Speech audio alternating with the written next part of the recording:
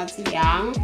Pertama, perkenalkan nama saya Susana Salvi Iwaugun, NIM 2114-2010-14 dari Fakultas Keperawatan Universitas Pembangunan Indonesia Manado semester 3. Saat ini saya akan melakukan penyuluhan tentang anemia pada ibu hamil dan cara mengatasinya. Adapun tujuan pembuatan video ini adalah untuk memenuhi tugas ujian tengah semester mata kuliah Keperawatan Maternitas 1 dengan dosen pengampu Dr. Margaret Sugiarto, MKes. Pertama, kita harus tahu dulu apa sih anemia itu. Anemia atau kekurangan darah adalah keadaan di mana jumlah hemoglobin dalam darah kurang dari 12 gram per dl atau 100 ml. Anemia dalam kehamilan adalah kondisi dengan kadar hemoglobin di bawah 100 gram per dl pada trimester 1 dan 3 atau kadar Hb kurang dari 10,5 gram per dl pada trimester 2. Nilai batas tersebut dan perbedaannya dengan kondisi wanita tidak hamil terjadi karena hemodilusi terutama pada trimester kedua. Adapun klasifikasi atau pembagian pada anemia dalam kehamilan. Yang pertama, anemia defisiensi besi, yaitu akibat kekurangan zat besi. Yang kedua, anemia megaloblastik atau terjadi karena kekurangan asam fatik.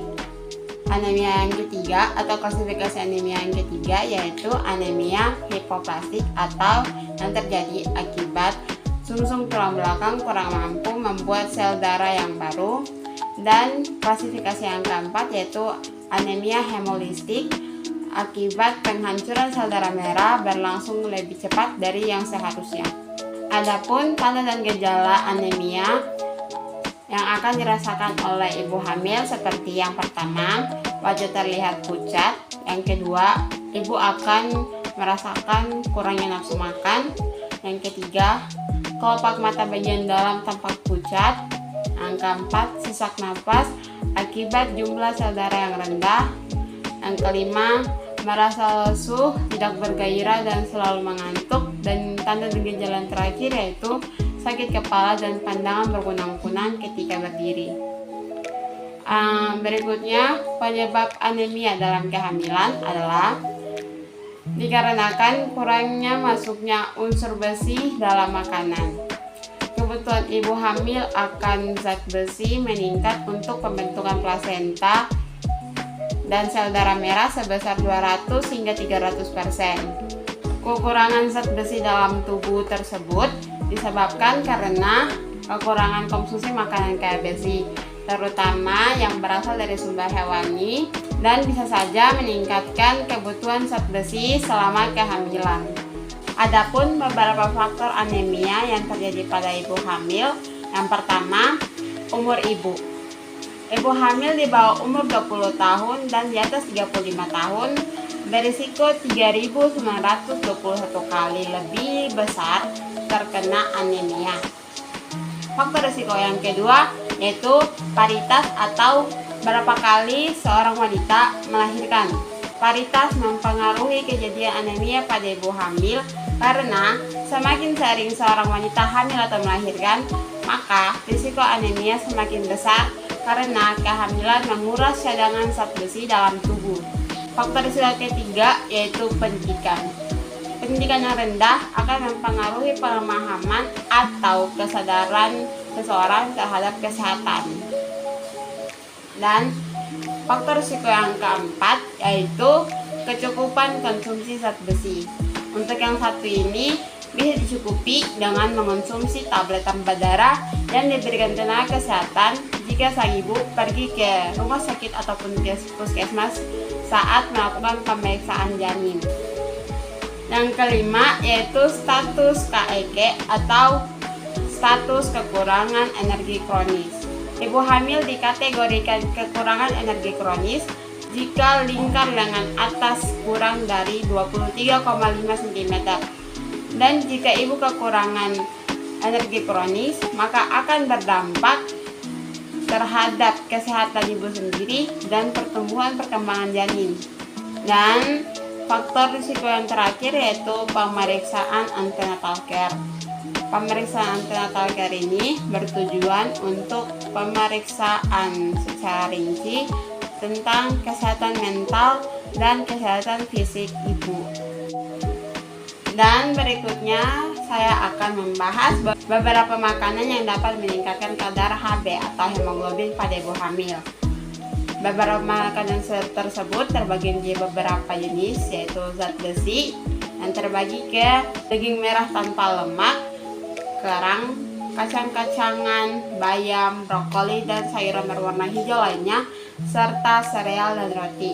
Untuk kategori berikutnya yaitu asam folat yang terdiri dari daging, kacang kedelai dan kacang polong, sayuran hijau seperti bayam kedelai yang juga terdapat zat besi di dalamnya, lalu buah-buahan seperti jeruk, buah bit, anggur, lemon, pepaya, pisang, dan alpukat. Lalu makanan berikutnya atau yang ketiga yaitu riboflavin atau yang sering disebut dan dikenal dengan vitamin B2 yang terdiri dari sayuran berdaun hijau seperti bayam, lalu asparagus, hati, dan jus jeruk. Lalu berikutnya lagi ada kobalamin atau vitamin B12 yang terdiri dari jeruk, kacang polong dan kacang kedelai, sayuran hijau, gandum, daging, telur, susu.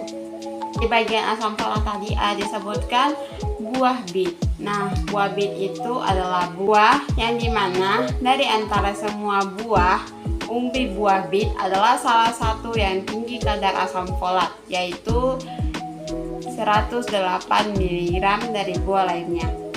Buah ini juga direkomendasikan oleh ahli naturopati sebagai pembersih usus. Saran penyajian dari buah ini bisa dalam bentuk jus agar mudah dikonsumsi. Rasa dari buah bit kurang disukai karena aroma dan rasanya berbau dengan tanah, dan buah bit termasuk ke dalam golongan umbi-umbian. Manfaat buah bit ada beberapa. Yang pertama, menurunkan risiko cacat lahir. Yang kedua, meningkatkan kekebalan tubuh. Yang ketiga, mencegah osteoporosis. Yang keempat, mencegah anemia. Yang kelima, mengatur metabolisme tubuh. Yang keenam, menjaga tekanan darah. Dan yang terakhir yaitu mengatur gula darah.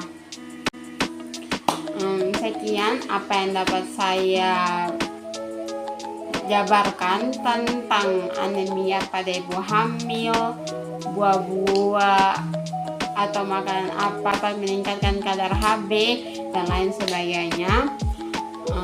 Mohon maaf apabila ada kesalahan ataupun kekurangan. Terima kasih.